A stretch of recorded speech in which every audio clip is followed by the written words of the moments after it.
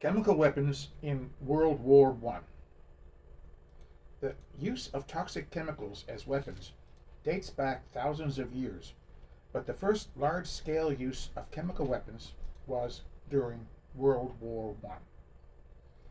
They were primarily used to demoralize, injure, and kill entrenched defenders, against whom the indiscriminate and generally very slow moving or static nature of gas clouds would be most effective.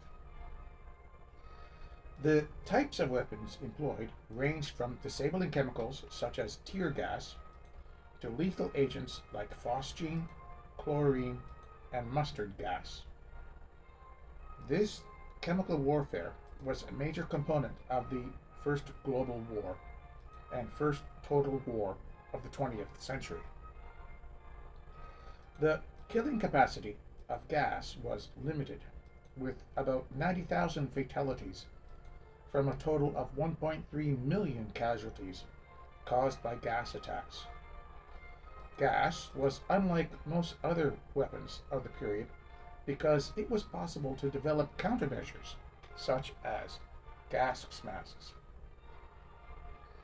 In the later stages of the war, as the use of gas increased, its overall effectiveness diminished. The widespread use of these agents of chemical warfare and wartime advances in the composition of high explosives gave rise to an occasionally expressed view of World War I as the Chemists' War, and also the era where weapons of mass destruction were created. The use of poison gas by all major belligerents throughout World War I constituted war crimes, as its use violated the 1899 Hague Declaration concerning asphyxiating gases and the 1907 Hague Convention on Land Warfare, which prohibited the use of poison or poisoned weapons in warfare. Widespread horror and public revulsion at the use of gas and its consequences led to far less use of chemical weapons by combatants during World War II. History of poison gas in World War I. 1914. Tear gas. The most frequently used chemicals during World War I were tear-inducing irritants rather than fatal or disabling poisons. During World War I, the French Army was the first to employ tear gas, using 26mm grenades filled with ethyl bromoacetate in August 1914. The small quantities of gas delivered, roughly 19 cubic centimeters per cartridge, were not even detected by the Germans. The stocks were rapidly consumed, and by November, a new order was placed by the French military. As bromine was scarce among the Entente allies, the active ingredient was changed to chloroacetone. In October 1914, German troops fired fragmentation shells filled with a chemical irritant against British positions at Neuve Chapelle. The concentration achieved was so small that it too was barely noticed. None of the combatants considered the use of tear gas to be in conflict with the Hague Treaty of 1899, which specifically prohibited the launching of projectiles containing asphyxiating or poisonous gas. 1915. Large-scale use and lethal gases. The first instance of large-scale use of gas as a weapon was on January 31st, 1915, when Germany fired 18,000 artillery shells containing liquid xylyl bromide tear gas on Russian positions on the Rauka River, west of Warsaw, during the Battle of Bolimov. Instead of vaporizing, the chemical froze and failed to have the desired effect. The first killing agent was chlorine, used by the German military. Chlorine is a powerful irritant that can inflict damage to the eyes, nose, throat, and lungs. At high concentrations and prolonged exposure, chlorine gas can cause death by asphyxiation. German chemical companies BASF, Hoechst, and Bayer, which together formed the IG Farben conglomerate in 1925, had been making chlorine as a byproduct of their dye manufacturing. In cooperation with Fritz Haber of the Kaiser Wilhelm Institute for Chemistry in Berlin, they began developing methods of discharging chlorine gas against enemy trenches. It may appear from a Feldpost letter of Major Karl von Ziegler that the first chlorine gas attack by German forces took place before January 2nd, 1915. In other war theaters, it does not go better, and has been said that our chlorine is very effective. 140 English officers have been killed. This is a horrible weapon. This letter must be discounted as evidence for early German use of chlorine, however, because the date 2nd January 1915 may have been hastily scribbled instead of the intended 2nd January 1916, the sort of common typographical error that is often made at the beginning of a new year. The deaths of so many English officers from gas at the time would certainly have been met with outrage, but a recent, extensive study of British reactions to chemical warfare says nothing of this supposed attack. Perhaps this letter was referring to the chlorine phosgene attack on British troops at Veltji, near Ypres, on December 19, 1915. By April 22, 1915, the German army had 168 tons of chlorine deployed in 5,730 cylinders from Langmark-Polkapelle, north of Ypres. At 1730, in a slight easterly breeze, the liquid chlorine was siphoned from the tanks, producing gas which formed a gray-green cloud that drifted across positions held by French colonial troops from Martinique, as well as the 1st Tirailleurs and the 2nd Zouaves from Algeria. Faced with an unfamiliar threat, these troops broke ranks, abandoning their trenches and creating an 8,000-yard, 7-kilometer gap in the Allied line. The German infantry were also wary of the gas and, lacking reinforcements, failed to exploit the break before the 1st Canadian Division and assorted French troops reformed the line in scattered, hastily prepared positions, 1,000 to 3,000 yards, 910 meters to 2.74 kilometers apart. The Entente governments claimed the attack was a flagrant violation of international law, but Germany argued that the Hague Treaty had only banned chemical shells rather than the use of gas projectors. In what became the Second Battle of Ypres, the Germans used gas on 3 more occasions: on April 24th against the 1st Canadian Division, on May 2nd near Mousetrap Farm, and on May 5th against the British at Hill 60. The British official history stated that at Hill 60, 90 men died from gas poisoning in the trenches or before they could be got to a dressing station. Of the 207 brought to the nearest dressing stations, 46 died almost immediately, and 12 after long suffering. On August 6th, German troops under Field Marshal Paul von Hindenburg used chlorine gas against Russian troops defending Oswick Fortress. Surviving defenders drove back the attack and retained the fortress. The event would later be called the Attack of the Dead Men. Germany used chemical weapons on the Eastern Front in an attack at Rauka, south of Warsaw. The Russian army took 9,000 casualties with more than 1,000 fatalities. In response, the artillery branch of the Russian army organized a commission to study the delivery of poison gas in shells.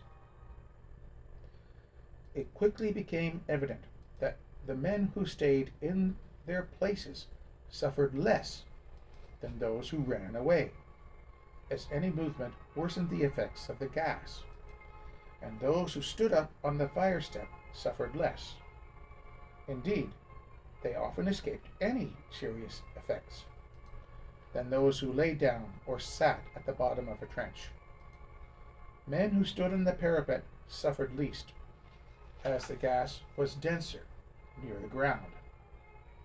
The worst sufferers were the wounded lying on the ground or on stretchers, and the men who moved back with the cloud. Chlorine was less effective as a weapon than the Germans had hoped, particularly as soon as simple countermeasures were introduced. The gas produced a visible greenish cloud and strong odor, making it easy to detect. It was water soluble, so the simple expedient of covering the mouth and nose with a damp cloth was effective at reducing the effect of the gas. It was thought to be even more effective to use urine rather than water, as it was known at the time that chlorine reacted with urea, which is present in urine, to form dichlorourea. Chlorine required a concentration of 1,000 parts per million to be fatal, destroying tissue in the lungs, likely through the formation of hypochlorous and hydrochloric acids when dissolved in the water in the lungs. Despite its limitations, chlorine was an effective psychological weapon. The sight of an oncoming cloud of the gas was a continual source of dread for the infantry. Countermeasures were quickly introduced in response to the use of chlorine. The Germans issued their troops with small gauze pads filled with cotton waste and bottles of a bicarbonate solution with which to dampen the pads. Immediately following the use of chlorine gas by the Germans, instructions were sent to British and French troops to hold wet handkerchiefs or cloths over their mouths. Simple pad respirators, similar to those issued to German troops, were soon proposed by Lieutenant Colonel N.C. Ferguson, the Assistant Director, Medical Services of the 28th Division. These pads were intended to be used damp, preferably dipped into a solution of bicarbonate kept in buckets for that purpose. Other liquids were also used. Because such pads could not be expected to arrive at the front for several days, Army divisions set about making them for themselves. Locally available muslin, flannel, and gauze were used. Officers were sent to Paris to buy more, and local French women were employed making up rudimentary pads with string ties. Other units used lint bandages manufactured in the convent at Poperinghe. Pad respirators were sent up with rations to British troops in the line as early as the evening of April 24th. In Britain, the Daily Mail newspaper encouraged women to manufacture cotton pads, and within 1 month, A variety of pad respirators were available to British and French troops, along with motoring goggles to protect the eyes. The response was enormous, and 1 million gas masks were produced in a day. The Daily Mail's design was useless when dry and caused suffocation when wet. The respirator was responsible for the deaths of dozens of men. By July 6, 1915, the entire British Army was equipped with the more effective smoke helmet, designed by Major Cluny Macpherson, Royal Newfoundland Regiment, which was a flannel bag with a celluloid window, which entirely covered the head. The race was then on between the introduction of new and more effective poison gases and the production of effective countermeasures, which marked gas warfare until the armistice in 1918. British gas attacks. Here is an image of British infantry advancing through the gas at Loos, September 25, 1915. The British expressed outrage at Germany's use of poison gas at Ypres and responded by developing their own gas warfare capability. The commander of 2nd Corps, Lieutenant General Sir Charles Ferguson, said of gas, "It is a cowardly form of warfare which does not commend itself to me or other English soldiers. We cannot win this war unless we kill or incapacitate more of our enemies than they do of us. And if this can only be done by our copying the enemy in his choice of weapons, we must not refuse to do so." The first use of gas by the British was at the Battle of Loos, September 25, 1915. But the attempt was a disaster. Chlorine, codenamed Red Star, was the agent to be used. 140 tons were arrayed in 5,100 cylinders. The attack was dependent upon a favorable wind. On this occasion, the wind proved fickle, and the gas either lingered in no man's land or, in places, blew back on the British trenches. This was compounded when the gas could not be released from many of the British canisters because the wrong turning keys were sent with them. Subsequent retaliatory German shelling hit some of those unused fuel cylinders, releasing gas among the British troops. To make it worse, the primitive flannel gas masks that were distributed to the British got hot, and the small eyepieces misted over, reducing visibility. Some of the troops lifted the masks to get fresh air, causing them to be gassed. 1915. More deadly gases. The deficiencies of chlorine were overcome with the introduction of phosgene. This was prepared by a group of French chemists led by Victor Grignard and first used by France in 1915.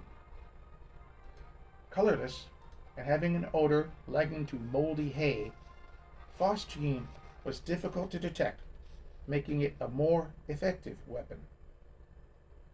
Phosgene was sometimes used on its own, but was more often mixed with an equal volume of chlorine, with the chlorine helping to spread the denser phosgene. The Allies called this combination White Star, after the marking painted on shells containing the mixture. Here is a microscopic section of a human lung damaged from phosgene shell poisoning, from the American Red Cross and Medical Research Committee, an Atlas of Gas Poisoning, 1918. Phosgene was a potent killing agent, deadlier than chlorine. It had a potential drawback in that Some of the symptoms of exposure took 24 hours or more to manifest. This meant that the victims were initially still capable of putting up a fight. This could also mean that apparently fit troops would be incapacitated by the effects of the gas on the following day. In the first combined chlorine-phosgene attack by Germany against British troops at Veltje, near Ypres, Belgium, on December 19, 1915, 88 tons of the gas were released from cylinders, causing 1,069 casualties and 69 deaths.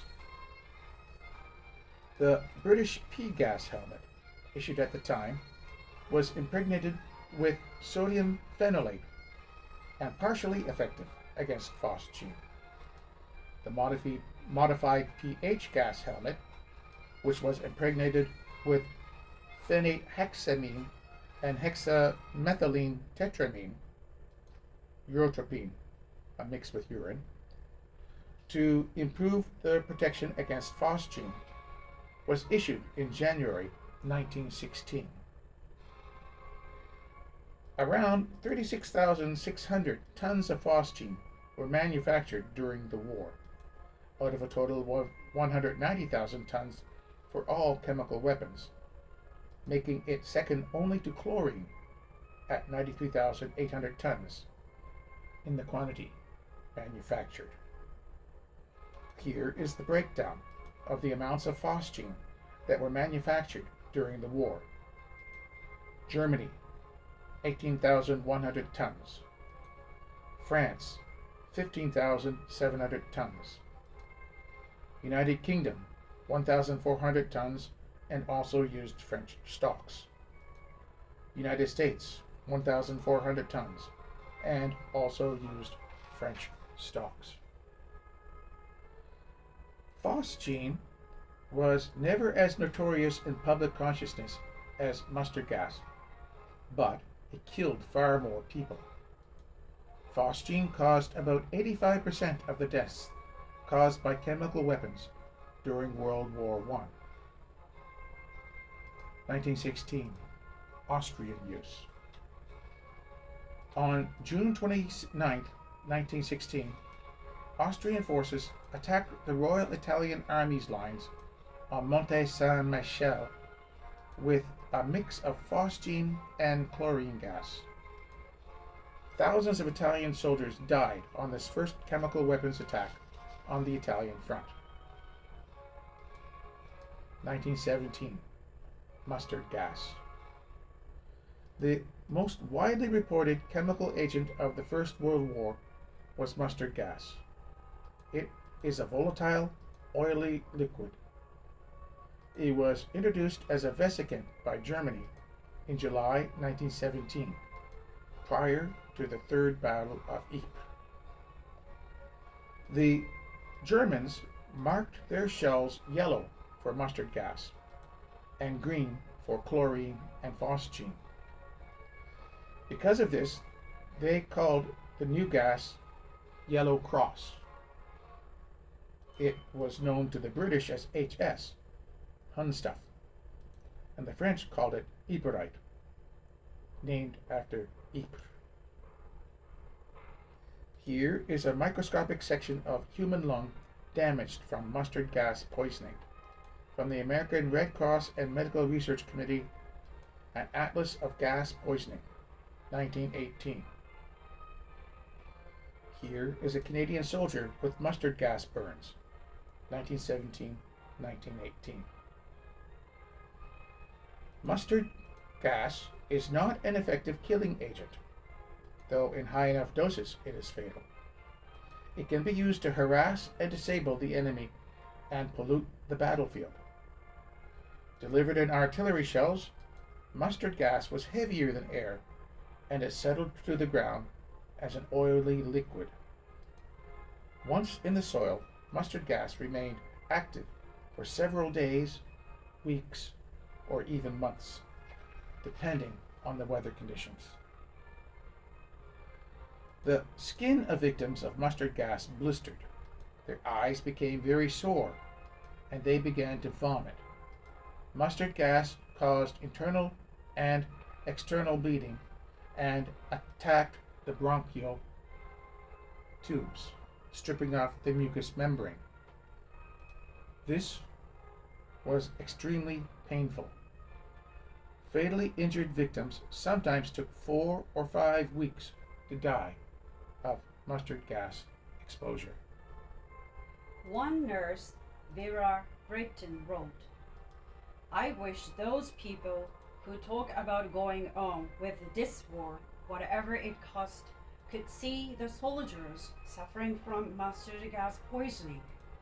Great mustard colored blisters, blind eyes, all sticky and stuck together, always fighting for breath, with voices a mere whisper, saying that their throats are closing and they know they will choke.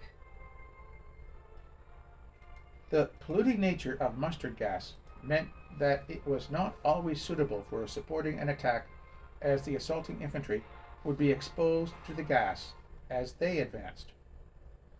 When Germany launched Operation Michael on March 21, 1918, they saturated the Flesquieres salient with mustard gas instead of attacking it directly, believing that the harassing effect of the gas, coupled with threats to the salient's flanks, would make the British position untenable. Gas never reproduced the dramatic success of April 22, 1915.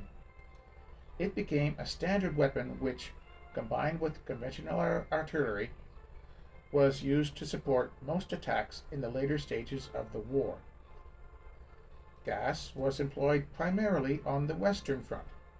The static, confined trench systems were ideal for achieving an effective concentration. Germany also used gas against Russia on the Eastern Front, where the lack of effective countermeasures resulted in the deaths of over 56,000 Russians. Britain experimented with gas in Ottoman Holy Land areas during the Second Battle of Gaza. Russia began manufacturing chlorine gas in 1916, with phosgene being produced later in the year. Most of the manufactured gas was never used. The British Army first used mustard gas in November 1917 at Cambrai, after their armies had captured a stockpile of German mustard gas shells. It took the British more than a year to develop their own mustard gas weapon, with production of the chemicals centered on Avonmouth docks. The only option available to the British was the Desprez-Niemann-Guthrie process. This was used first in September 1918 during the breaking of the Hindenburg Line with the 100 Days Offensive. The Allies mounted more gas attacks than the Germans in 1917 and 1918 because of a marked increase in production of gas from the Allied nations. Germany was unable to keep up with this pace, despite creating various new gases for use in battle, mostly as a result of very costly methods of production. Entry into the war by the United States allowed the Allies to increase mustard gas production far more than Germany. Also, the prevailing wind on the Western Front was blowing from west to east, which meant the Allies more frequently had favorable conditions for a gas release than did the Germans. When the United States entered the war, it was already mobilizing resources from academic, industry, and military sectors for research and development into poison gas. A subcommittee on noxious gases was created by the National Research Committee. A major research center was established at Camp American University, and 1st Gas Regiment was recruited. The 1st Gas Regiment eventually served in France, where it used phosgene gas in several attacks. The artillery used mustard gas with significant effect during the Meuse-Argonne offensive on at least 3 occasions. The United States began large-scale production of an improved vesicant gas known as lewisite for use in an offensive planned for early 1919. By the time of the armistice on November 11th, a plant near Willoughby, Ohio, was producing 10 tons per day of the substance, for a total of about 150 tons. It is uncertain what effect this new chemical would have had on the battlefield, as it degrades in moist conditions. Post-war. By the end of the war, chemical weapons had lost much of their effectiveness against well-trained and equipped troops. At the time, chemical weapon agents inflicted an estimated 1.3 million casualties. Nevertheless, in the following years, chemical weapons were used in several, mainly colonial wars, where one side had an advantage in equipment over the other. The British used poison gas, possibly Adamsite, against Russian revolutionary troops beginning on August 27, 1919. They also thought about using chemical weapons against Iraqi insurgents in the 1920s, but decided not to. Bolshevik troops used poison gas to suppress the Tambov Rebellion in 1920. Spain used chemical weapons in Morocco against Rif tribesmen throughout the 1920s. Italy used mustard gas in Libya in 1930 and again during its invasion of Ethiopia in 1936.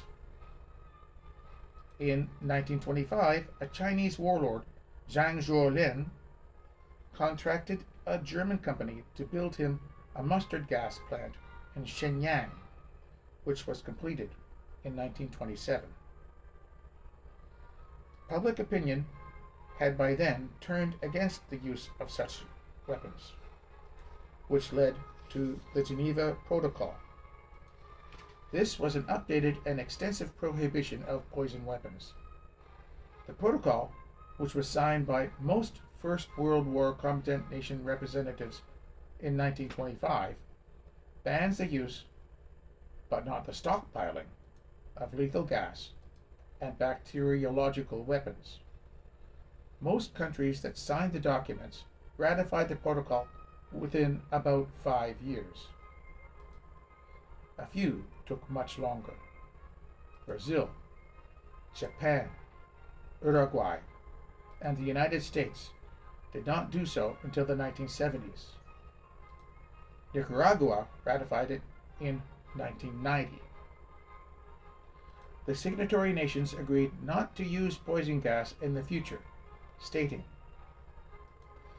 "The use in war of asphyxiating, poisonous, or other gases, and of all analogous liquids, materials, or devices, has been justly condemned by the general opinion of the civilized world." Chemical weapons have been used in at least a dozen wars since the end of the First World War. They were not used in combat on a large scale until Iraq used mustard gas and the more deadly nerve agents in the Halabja chemical attack near the end of the 8-year Iran-Iraq War. This use of Iraqi chemical weapons against Iran throughout the war caused the deaths of around 20,000 Iranian troops and injured another 80,000. This was around a quarter of the number of deaths caused by chemical weapons during the First World War. The Geneva Protocol of 1925. The Geneva Protocol, signed by 132 nations on June 17, 1925, was a treaty established to ban the use of chemical and biological weapons during wartime. As stated by Copeland and Leens, it was fostered in part by a 1918 appeal in which the International Committee of the Red Cross, ICRC, described the use of poisonous gas against soldiers as a barbarous invention in which science is bringing into perfection. The protocol required that all remaining stockpiles of chemical weapons be destroyed. Chemical agents that contained bromine, nitroaromatic, and chlorine were dismantled and destroyed. The destruction and disposal of the weapons did not consider the long-term and adverse impacts on the environment. Although the Geneva Protocol banned the use of chemical weapons during wartime, the protocol did not ban the production of chemical weapons. In fact, since the Geneva Protocol, the stockpiling of chemical weapons has continued, and weapons have become more lethal. As a result, the Chemical Weapons Convention, CWC, was drafted in 1993, which prohibits the development, production, stockpiling, and use of chemical weapons. Despite there being an international ban on chemical warfare, the CWC allows domestic law enforcement agencies of the signing countries to use chemical weapons on their citizens. Effects on World War II. All major combatants stockpiled chemical weapons during the Second World War, but the only reports of its use in the conflict were the Japanese use of relatively small amounts of mustard gas and lewisite in China. Italy's use of gas in Ethiopia in what is considered a separate war, the Second Italo-Ethiopian War, and very rare occurrences in Europe still occurred. In Europe, some mustard gas bombs were dropped on Warsaw on September 3, 1939, which Germany acknowledged in 1942, but indicated that it had been accidental. Mustard gas was the agent of choice, with the British stockpiling 40,719 tons, the Soviets 77,400 tons, the Americans over 87,000 tons, and the Germans 27,597 tons. The destruction of an American cargo ship containing mustard gas led to many casualties in Bari, Italy, in December 1943. In both Axis and Allied nations, children in school were taught to wear gas masks in case of gas attack. Germany developed the poison gases tabun, sarin, and soman during the war, and used Zyklon B in their extermination camps. Neither Germany nor the Allied nations used any of their war gases in combat, despite maintaining large stockpiles and occasional calls for their use. Poison gas played an important role in the Holocaust. Britain made plans to use mustard gas on the landing beaches in the event of an invasion of the United Kingdom in 1940. The United States considered using gas to support their planned invasion of Japan.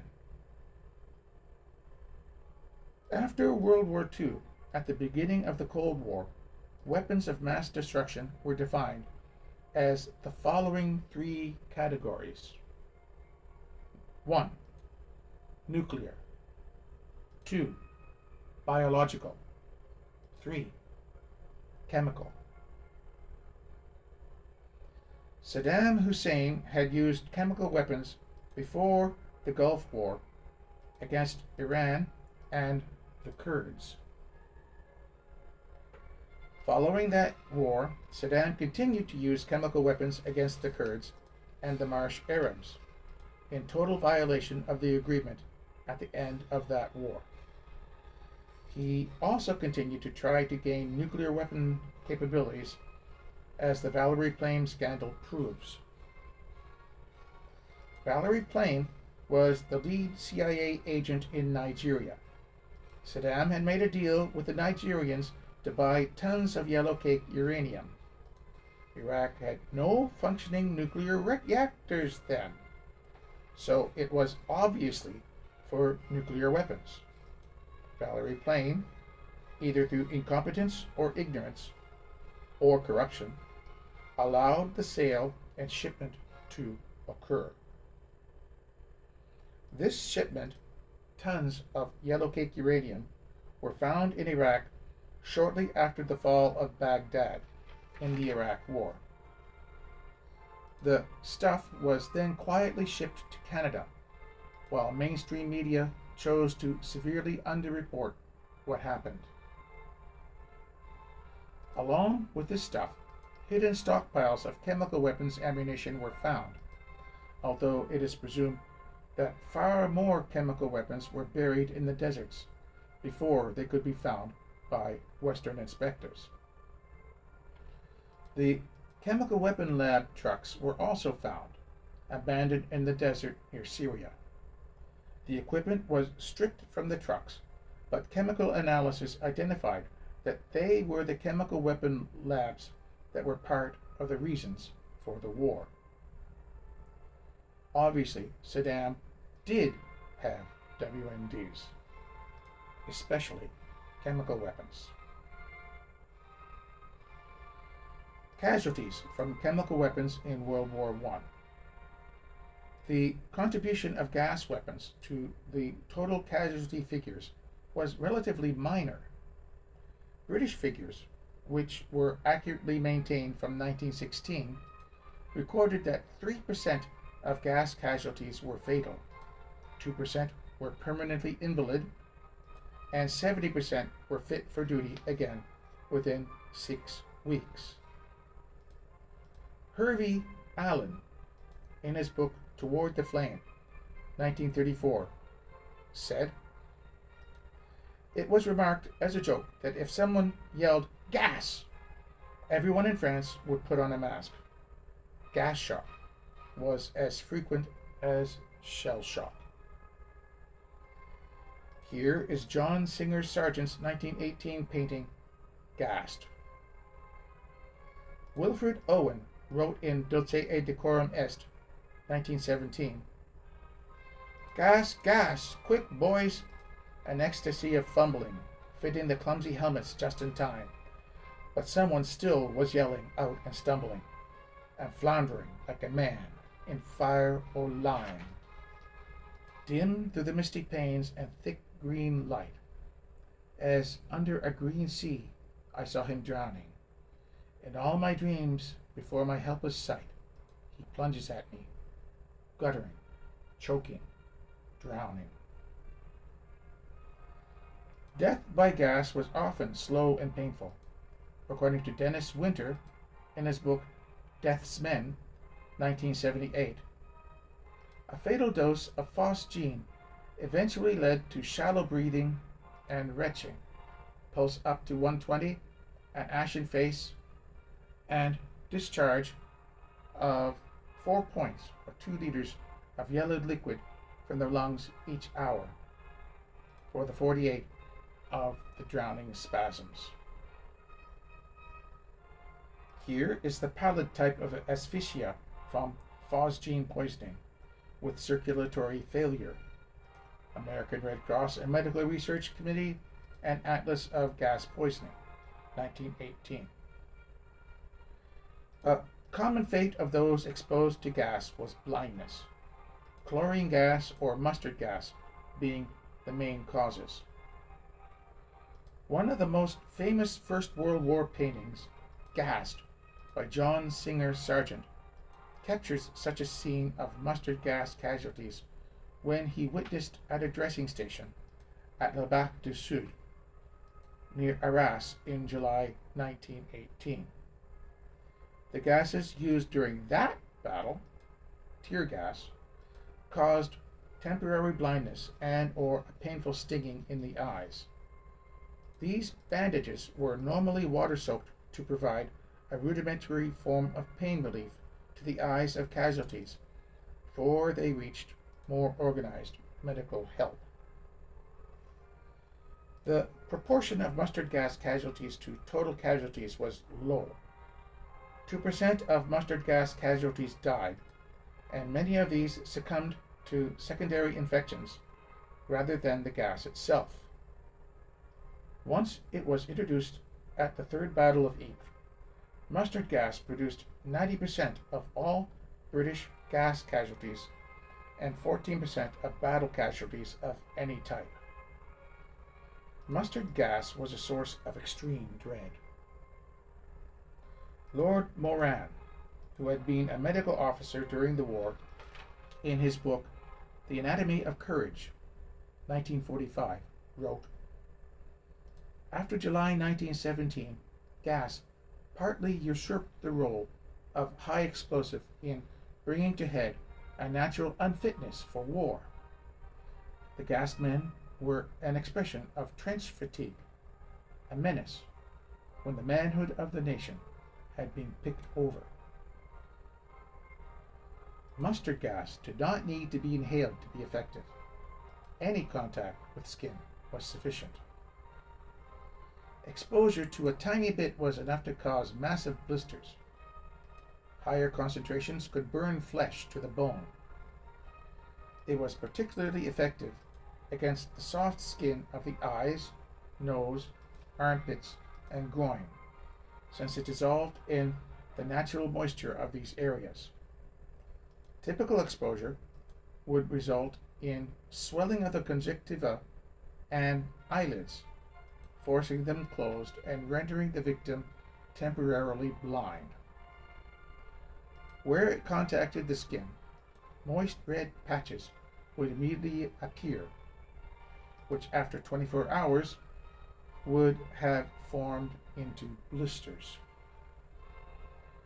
Other symptoms included severe headache, elevated pulse and temperature, fever, and pneumonia from blistering in the lungs.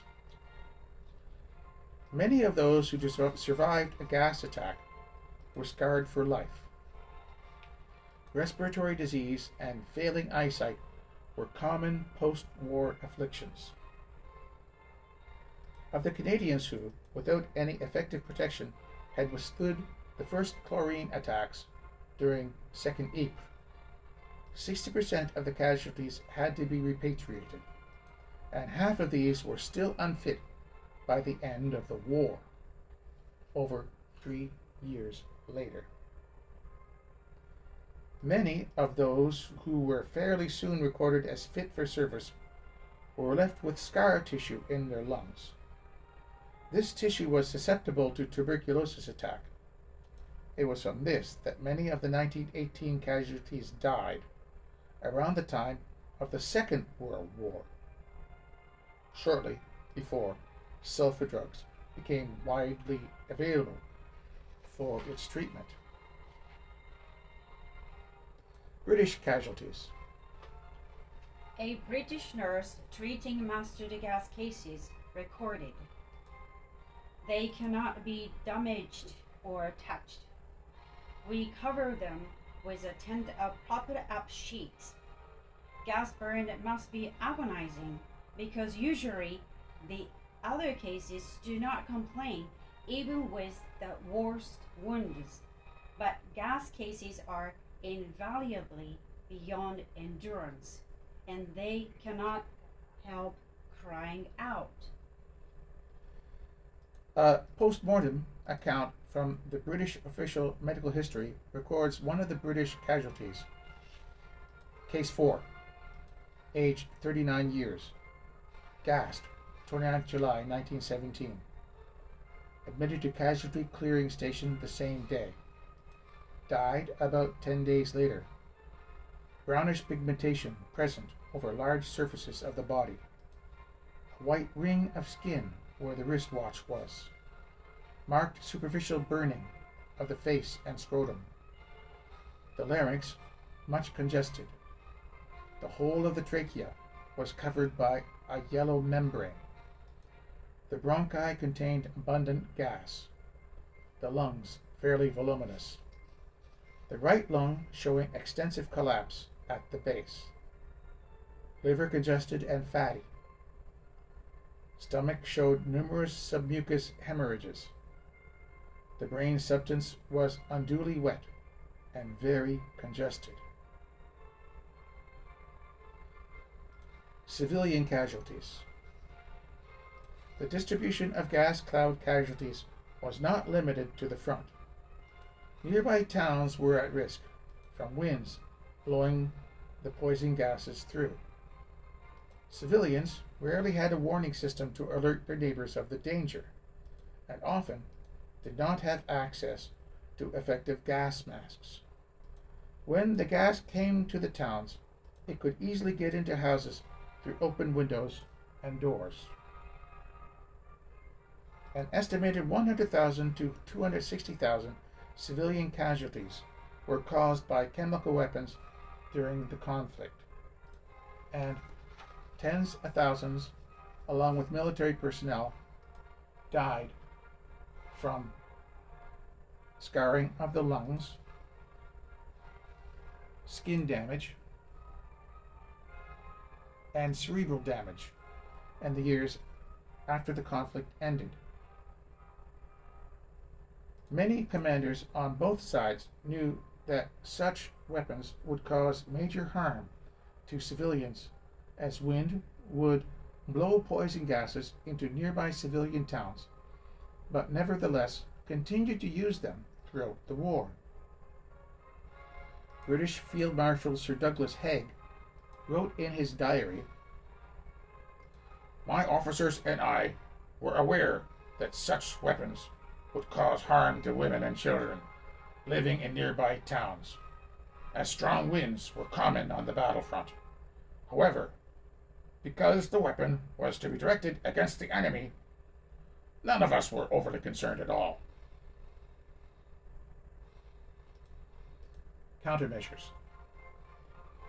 Here is an image of a smelling case to allow officers to identify the gas by smell and thus act appropriately for protection and treatment.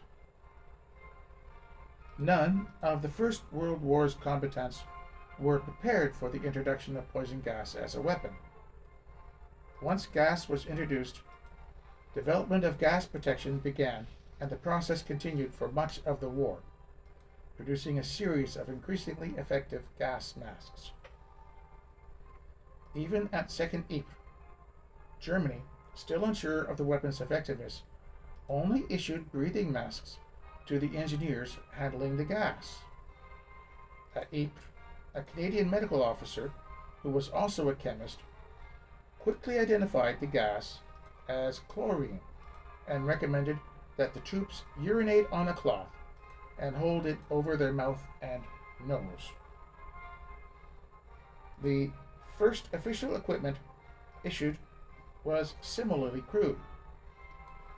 It was a pad of material, usually impregnated with a chemical, tied over the lower face. To protect the eyes from tear gas, soldiers were issued with gas goggles. Here is an image of British Vickers machine gun crew wearing PH gas helmets with exhaust tubes. The next advance was the introduction of the gas helmet, basically a bag placed over the head. The fabric of the bag was impregnated with a chemical to neutralize the gas. The chemical would wash out into the soldier's eyes whenever it rained. Eyepieces, which were prone to fog up, were initially made from talc. When going into combat, gas helmets were typically rolled up on top of the head to be pulled down and secured about the neck when the gas alarm was given. The first British version was the hypo helmet. Its fabric was soaked in sodium hyposulfate, commonly known as hypo. The British P gas helmet, partially effective against phosgene, and with which all infantry were equipped with at Loos, was impregnated with sodium phenolate.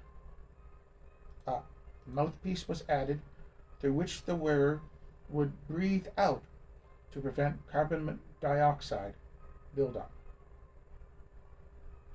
The adjutant of the 1st of the 23rd Battalion, the London Regiment, recalls his experience of the P helmet at Loos. The goggles rapidly dimmed over, and the air came through in such suffocatingly small quantities as to demand a continuous exercise of willpower on the part of the wearers. A modified version of the P helmet, called the PH helmet, was issued in January 1916 and was impregnated with hexamethylenetramine to improve the protection against phosgene. Here is an image of Australian infantry wearing small box respirators, April, September 1917. Self-contained box respirators represented the culmination of gas mask development during the First World War. Box respirators used a two-piece design. It had a mouthpiece connected through a hose to a box filter. The box filter contained granules of chemicals that neutralized the gas, delivering clean air to the wearer. Separating the filter from the mask enabled a bulky but efficient filter to be supplied. Nevertheless, the first version, known as the large box respirator, LBR, or Harrison's Tower, was deemed too bulky. The box canister needed to be carried on the back. The LBR had no mask, just a mouthpiece and a nose clip. Separate gas goggles had to be worn. It continued to be issued to the artillery gun crews, but the infantry were supplied with the small box respirator, SBR. The small box respirator featured a single-piece, close-fitting, rubberized mask with eyepieces. The box filter was compact and could be worn around the neck. The SBR could be readily upgraded as more effective filter technology was developed. The British-designed SBR was also adopted for use by the American Expeditionary Force. The SBR was the prized possession of the ordinary infantryman. When the British were forced to retreat during the German spring offensive of 1918, it was found that, while some troops had discarded their rifles, hardly any had left behind their respirators. Horses and mules were important methods of transport that could be endangered if they came into close contact with gas. This was not so much of a problem until it became common to launch gas attacks at great distances. This caused researchers to develop masks that could be used on animals, such as dogs, horses, mules, and even carrier pigeons. For mustard gas, which could cause severe damage by simply making contact with skin, no effective countermeasure was found during the war. The kilt-wearing Scottish regiments were especially vulnerable to mustard gas injuries due to their bare legs. At Nieuwpoort in Flanders, some Scottish battalions took to wearing women's tights beneath the kilts as a form of protection. Here is a painting called Gas Alert by Arthur Streeton, 1918. Gas alert procedure became a routine for the frontline soldier. To warn of gas attack, a bell would be rung, often made from a spent artillery shell. At the noisy artillery batteries, like the big siege guns, a compressed air Strombus horn was used, which could be heard 14 kilometers away. Notices would be posted on all approaches to an affected area, warning people to take precautions. Other British attempts at countermeasures were not so effective.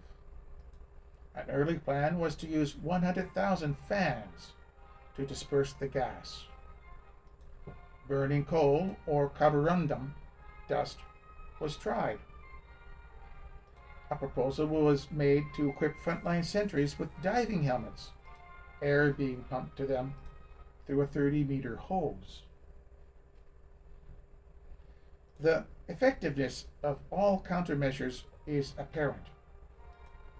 In 1915, poison gas was relatively new. Less than 3% of British gas casualties died.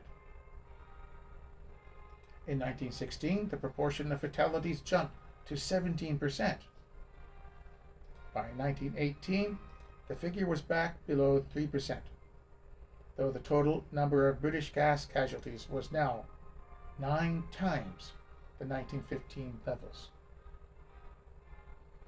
Here is a picture of soldiers wearing various gas masks used on the Western Front during the war. Delivery systems. Here is an image of a British cylinder release at Montauban on the Somme, June 1916, part of the preparation for the Battle of the Somme. The first system employed for the mass delivery of gas involved releasing the gas from gas cylinders in a favorable wind, such that it was carried over the enemy's trenches. The Hague Convention of 1899 prohibited the use of poison gases delivered by projectiles. The main advantage of the cylinder release method was that it was relatively simple and, in suitable atmospheric conditions, produced a concentrated cloud capable of overwhelming the gas mask defenses. The disadvantages of cylinder releases were numerous. First and foremost, delivery was at the mercy of the wind. If the wind was fickle, as was the case at Loos, the gas could backfire, causing friendly casualties. Gas clouds gave plenty of warning, allowing the enemy time to protect themselves, though many soldiers found the sight of a creeping gas cloud unnerving.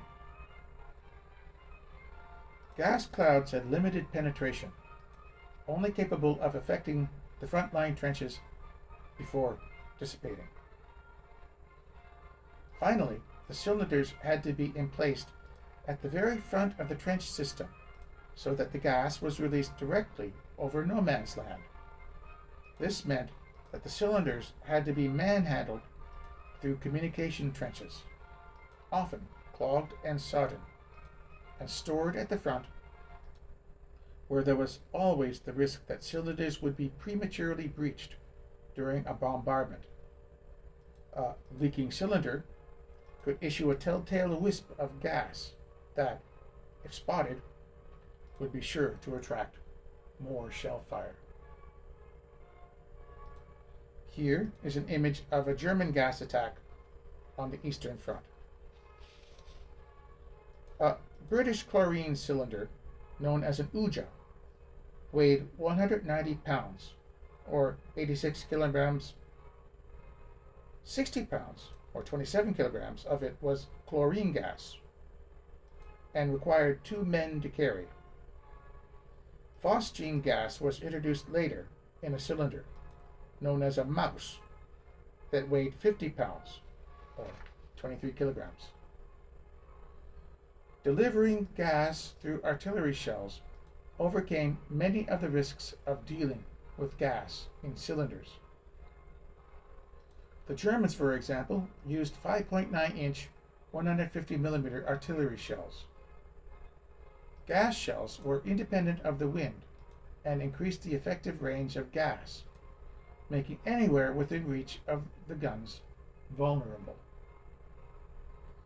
Gas shells could be delivered without warning, especially the clear, nearly odorless phosgene. There are numerous accounts of gas shells landing with a plop rather than exploding, being initially dismissed as a dud HE or shrapnel shells. This gave the gas some time to work before the soldiers were alerted and took precautions. Here is an image of British gunners loading a battery of Livens gas projectors. The main flaw associated with delivering gas through artillery was the difficulty of achieving a killing concentration. Each shell had a small gas payload, and an area would have to be subjected to a saturation bombardment to produce a cloud to match cylinder delivery. Mustard gas did not need to form a concentrated cloud, and hence artillery was the ideal method for delivery of this battlefield pollutant. The solution to achieving a lethal concentration without releasing from cylinders was the gas projector. This was essentially a large bore mortar that fired the entire cylinder as a missile. The British Livens projector, invented by Captain W.H. Livens in 1917, was a simple device. It was an 8-inch, 200mm diameter tube sunk into the ground at an angle. Propellant was ignited by an electrical signal, firing the cylinder containing 30 to 40 pounds, 14 or 18 kilograms, of gas up to 1,900 meters. By arranging a battery of these projectors and firing them simultaneously, a dense concentration of gas could be achieved. The Livens was first used at Arras on April 4, 1917. On March 31, 1918, the British conducted their largest ever gas shoot, firing 3,728 cylinders at Lens. Unexploded weapons. Here is a picture of phosgene delivery system unearthed at the Somme in 2006. Over 16 million acres, 65,000 square kilometers, had to be cordoned off at the end of the war because of unexploded ordnance. About 20% of the chemical shells were duds, and approximately 13 million of these munitions were left in place. This was a serious problem in formal battle areas immediately after the end of the war until the present. Shells may be, for instance, uncovered when farmers plow their fields. This is called the iron harvest. The shells are regularly discovered when public works or construction work is done.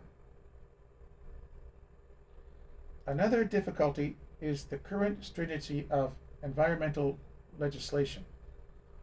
In the past, a common method of getting rid of unexploded chemical ammunition was to detonate or dump it at sea.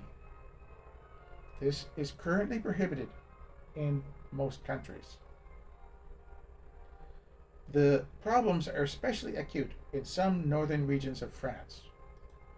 The French government no longer disposes of chemical weapons at sea. For this reason, piles of untreated chemical weapons accumulated. In 2001, it became evident that the pile stored at a depot in Vimy was unsafe.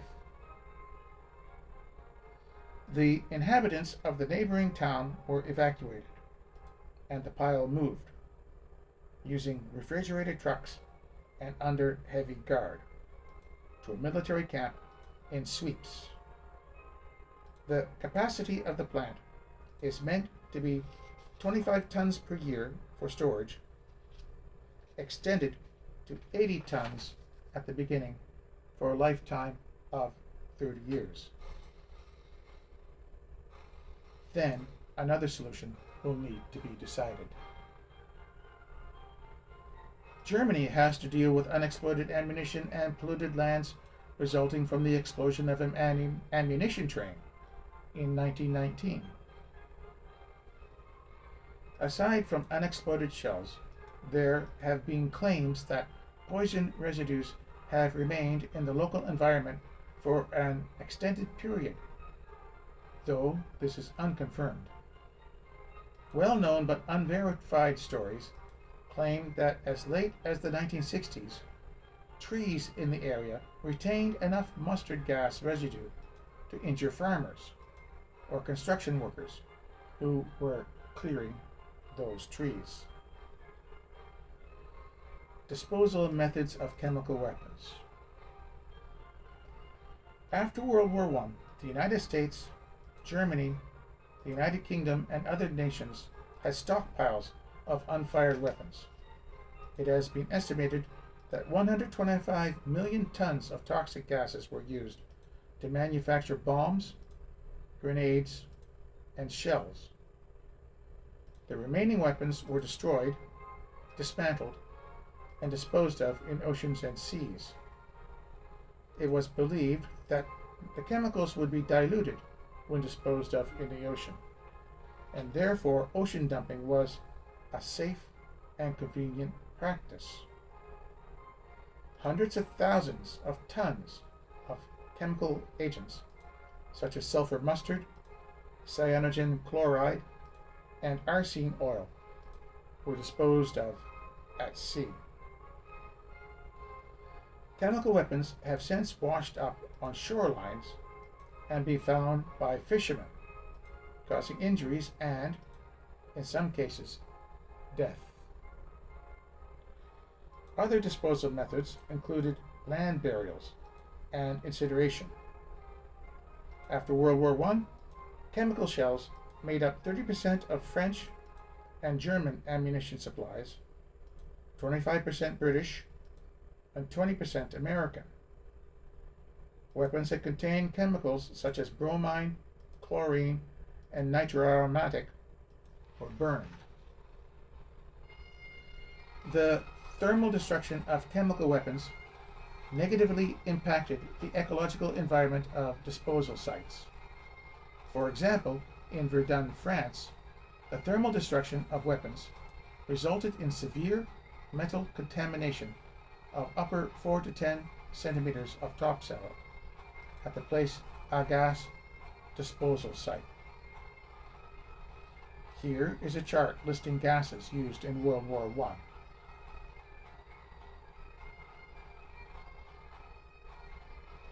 Long-term health effects. Soldiers who claim to have been exposed to chemical warfare have often presented unusual medical conditions, which has led to much controversy. The lack of information has left doctors, patients, and their families in the dark in terms of prognosis and treatment. Nerve agents such as sarin, talbun, and soman are believed to have the most significant long-term health effects. Chronic fatigue and memory loss have been reported to last up to 3 years after exposure. In the years following World War I, there have been many conferences held in attempts to abolish the use of chemical weapons altogether, such as the Washington Naval Conference of 1921-22, Geneva Conference of 1923-25, and the World Disarmament Conference of 1933. The United States was an original signatory of the Geneva Protocol in 1925, but the U.S. Senate did not ratify it until 1975. Although the health effects are generally chronic in nature, the exposures were generally acute. A positive correlation has been proven between exposure to mustard agents and skin cancers, other respiratory and skin conditions, leukemia, several eye conditions, bone marrow depression, and subsequent immunosuppression. Psychological disorders and sexual dysfunction are also caused by chemical weapon exposure. Chemicals used in the production of chemical weapons have also left residues in the soil where the weapons were used. The chemicals that have been detected can cause cancer and can affect the brain, blood, liver, kidneys, and skin. Despite the evidence in support of long-term health effects, there are studies that show just the opposite. Some U.S. veterans who were closely affected by chemical weapons showed no neurological evidence in the following years. These same studies showed that one single contact with chemical weapons would be enough to cause long-term health effects. Therefore, it may be determined that long-term effects may also depend upon the individuals involved and the differences between their particular bodies.